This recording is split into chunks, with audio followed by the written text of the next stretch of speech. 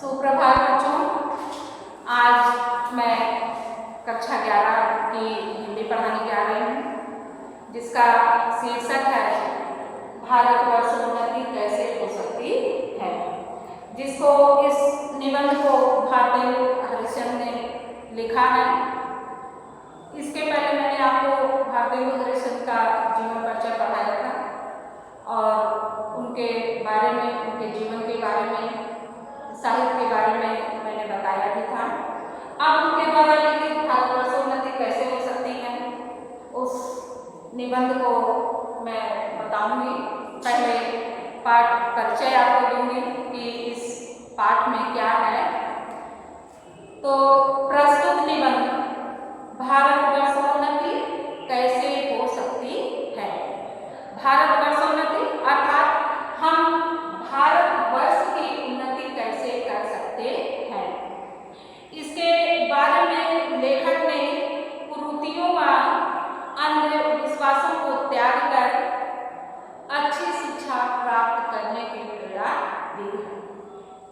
लेखक का कहने का तात्पर्य यह है कि जब तक हम अपने अंदर या अपने देश के अंदर जो कुरीतियाँ फैली हुई हैं, जो अंधविश्वास फैले हुए हैं, उनको त्यागेंगे नहीं, उनको छोड़ेंगे नहीं, तब तक हम आगे नहीं बढ़ पाएंगे, अर्थात हम भारतवर्ष की उन्नति नहीं कर पाएंगे। लेखक का उद्देश्य है कि हम छोटी छोटी वस्तुओं के लिए जो विदेशों पर निर्भर रहते हैं, या लेखक कह रहा है कि जो छोटी छोटी वस्तु हम विदेशों से मंगाते हैं, तो हम निर्भर न रहें और उन छोटी छोटी वस्तुओं को बनाने के लिए अपने देश में ही अर्थात भारत में ही उद्योगों को विकसित करें और आत्मनिर्भर बने, आत्मनिर्भर भविष्य का निर्माण करें। लेखक ने इन विचारों से, लेखक के इन विचारों से उनकी अर्थात लेखक की दूरदर्शिता का परिचय मिलता है कि लेखक कितनी दूर तक सोच रहा है कि हम अपने भारत देश को किस प्रकार से आगे बढ़ा सकते हैं। यह निबंध दिसंबर सन 1884 ईस्वी में बलिया के ददरी मेले के अवसर पर आज देश उपकारी सभा में भाषण के उद्देश्य से लिखा गया था।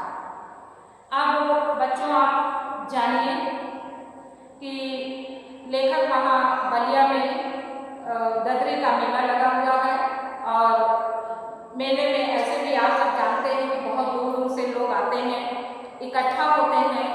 तो लेखक का यह उद्देश्य था कि लोग अपने भाषण वहाँ देने का उसका उद्देश्य था कि लोग इस मेले में बहुत दूर दूर से आएंगे।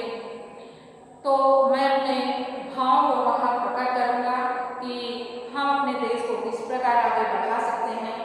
तो उस बलिया में ददरी के मेले में उसने अपने भाषण को लोगों को सुनाया।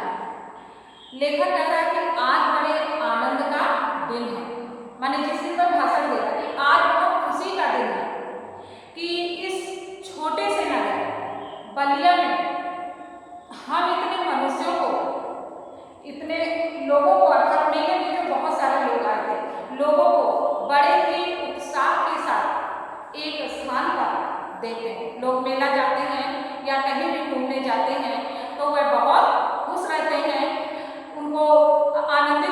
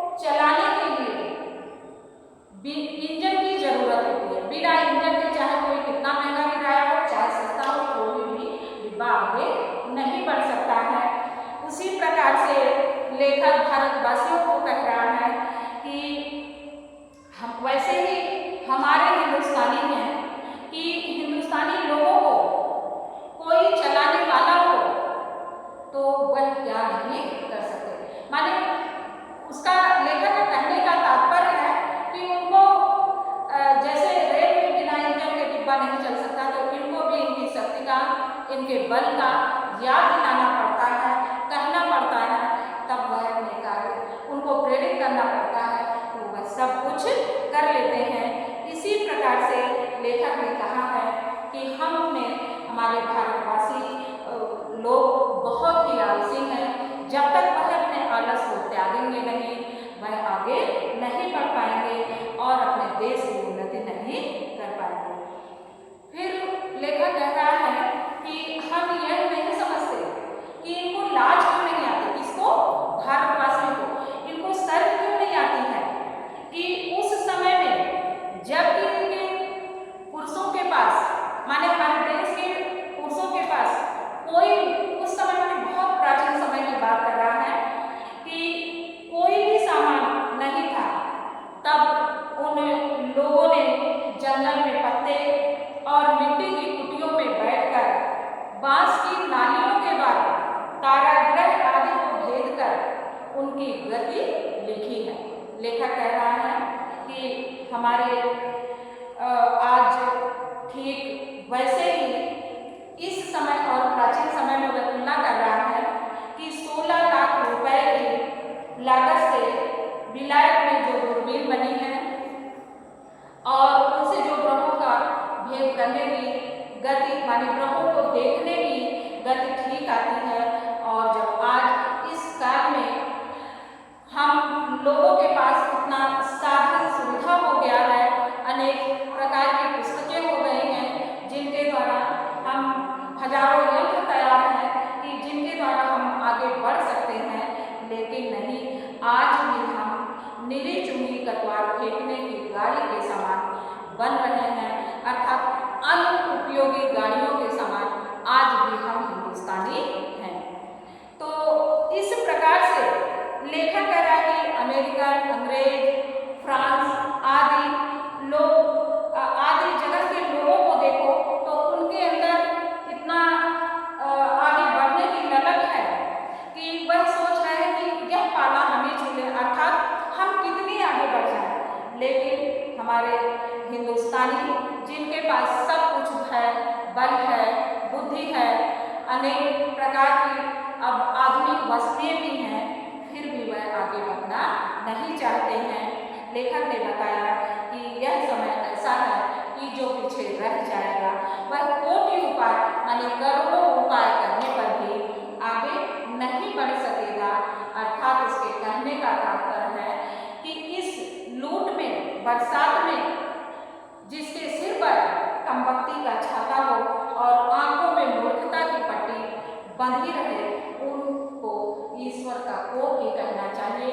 अर्थात लेखक का कहने का तात्पर्य है कि अनेक प्रकार की कीमती वस्तुएं बिखेर दी जाए, लेकिन फिर भी भारतवासी अपने आंख पर पट्टी बांधे हो, उसको लूटने में, माने उसको प्रयोग करने में आगे ना बढ़े और वर्षा हो रही हो, उस वर्षा का आनंद ना लेकर अपने सिर पर छाता लगाकर घूम रहे हों, तो उनको ईश्वर का कोप ही कहना चाहिए।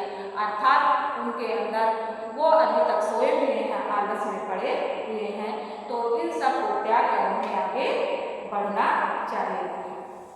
इस प्रकार से लेखक बता रहा है कि हम अपने और लोगों के देश किस प्रकार, और लोगों के देश के लोग किस प्रकार से आगे बढ़ रहे हैं और हम किस प्रकार से पीछे पड़े हुए हैं, यह हमको देखना चाहिए और हमें उन्नति करनी चाहिए।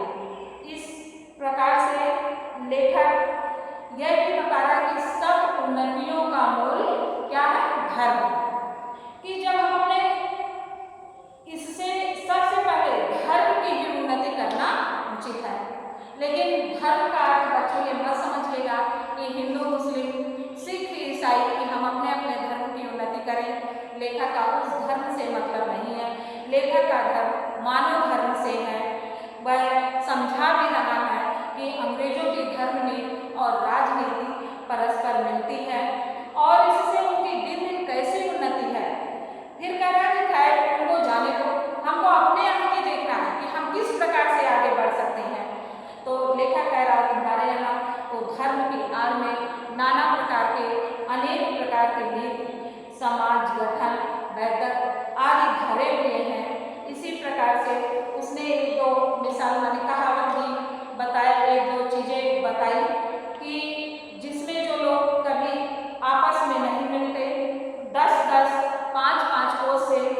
वे लोग एक जगह एकत्र होकर आपस में मिलें और एक दूसरे का दुख सुख जाने। गृहस्थी के काम की वह चीजें जो गांव में नहीं मिलती यहीं से ले जाए। फिर उसने एक अंधविश्वास कर दिया जिसके बारे में आपको पहले बताया। उसने बताया कि जैसे एकादशी का व्रत लोग रखते हैं ना, तो एकादशी का व्रत क्यों रखा है?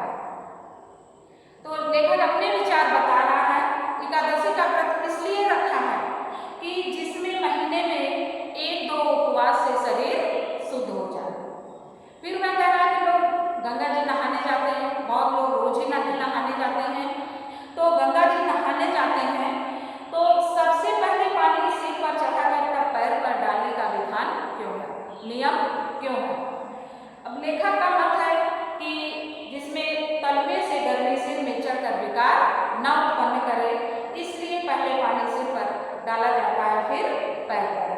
फिर अगला उसने अपने विचार बताया दिवाली के बारे में कि दिवाली इसी हेतु है, दिवाली इसीलिए है कि इसी बहाने साल भर में एक बेर माने एक बार सफाई हो जाती है।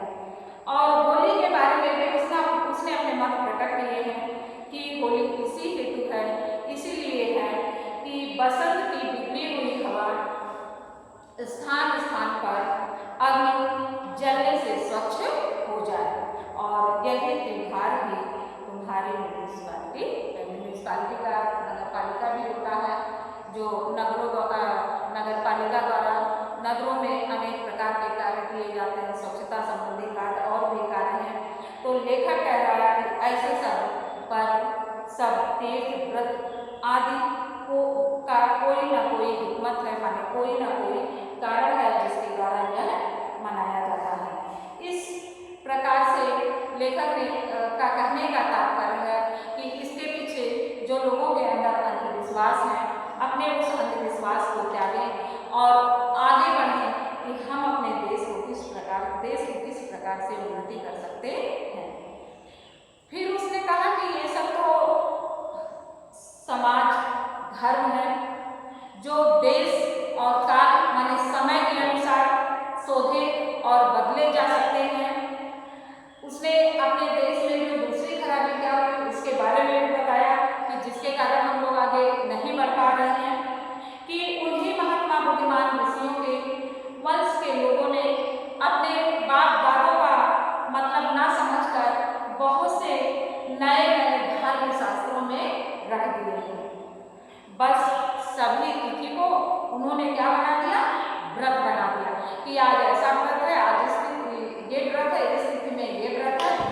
और सभी स्थानों को क्या बना दिया, तीर्थ स्थान बना दिया कि यहाँ स्नान करने से हमको ऐसा फल मिलेगा, यहाँ स्नान करने से हमारा ये काम हो जाएगा।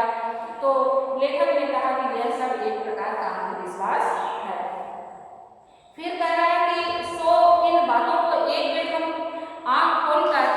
बार हम आँख खोलकर देख लें और समझ लें कि फलानी बात यानी किसी ने कोई बात कही है तो उन बुद्धिमान ऋषियों ने इसको क्यों बनाया है और उनमें जो देश और काल के उपकारी हो उनको लेखक करें। ये सब चीज़ें ठीक है कि क्यों बना, कैसे बना, लेकिन हमारे अंदर ये भावना होनी चाहिए कि जो देश और काल माने समय के उपकारी हो उन्हें हमें ग्रहण करना चाहिए, जिनसे आपको लाभ हो उनको हमें ग्रहण करने चाहिए। और बहुत सी जो बातें समाज विरुद्ध मानी जाती हैं किंतु धर्मशास्त्रों में न चलाया जाए, उनको हम न ग्रहण करें। जो हमें आगे बढ़ने से रोकता हो, हमारे देश को आगे बढ़ने से रोकता हो, उन चीज़ों को, उन बातों को हमें त्याग देना चाहिए। इस प्रकार लेखक कह रहा है कि हमें लड़कियों को भी अच्छी शिक्षा देनी चाहिए, लड़कों को भी अच्छी शिक्षा देनी चाहिए, उनको ऐसी तालीम देनी चाहिए, ऐसी शिक्षा देनी चाहिए कि वह आगे बढ़कर अपने देश को आगे बढ़ाए। उनके अंदर स्वदेश की माने अपने देश को विकसित करने की प्रेरणा देना चाहिए। उनको ऐसी शिक्षा देनी चाहिए, स्वदेशी भावना विकसित करने की शिक्षा देनी चाहिए। माने उनको पेंशन, वजीफा या नौकरी, माने कि बाप नौकरी कर रहा तो हमको उनका पेंशन मिलेगा या वजीफा से हम आगे बढ़ के अंदर नहीं होनी चाहिए। हमें बच्चों को रोजगार सिखाना चाहिए और छोटे से ही उनके अंदर मेहनत करने की आदत डालनी चाहिए, ताकि हम अपने देश को आगे बढ़ा सकें, अपने देश में अनेक प्रकार के उद्योग धंधों को विकसित कर सकें, हम आत्मनिर्भर हो सकें, हमें विदेशों से वस्तुओं को न मंगाने पड़े। जो आजकल हम छोटी सी वस्तु दिया सलाई जैसे कुछ वस्तु भी हम विदेश से मंगाते हैं, उनके ऊपर निर्भर रहते हैं, तो हमको ऐसा न करना पड़े। इसलिए लेखक ने कहा है कि हमें परदेशी वस्तु और परदेशी भाषा का भरोसा नहीं करना चाहिए, हमें अपने देश में अपनी भाषा की उन्नति करनी चाहिए। और हम आज भारतीय लोगों के बारे में बताया है कि हम इतने परावलंबी हो गए हैं कि हम अपने दैनिक उपयोग की चीज़ें भी का निर्माण स्वयं नहीं कर सकते हैं, जो विदेशों से मंगाते हैं। ऐसा नहीं करना चाहिए। बच्चों, आजकल आप देख रहे होंगे कि ये जो कोरोना जैसी महामारी फैली हुई है, सारे काम धंधे बिल्कुल ठप हो गए थे, तो हमारे माननीय प्रधानमंत्री जी ने भी यह इस समय लोगों को आत्मनिर्भर बनने की प्रेरणा दी है कि आप सब आत्मनिर्भर बनिए और अपना आगे बढ़िए, अपने देश को और भारतवर्ष को आगे बढ़ाइए। अब यह अध्याय बच्चों खत्म होता है, जिसको कि आपने पढ़ लिया है।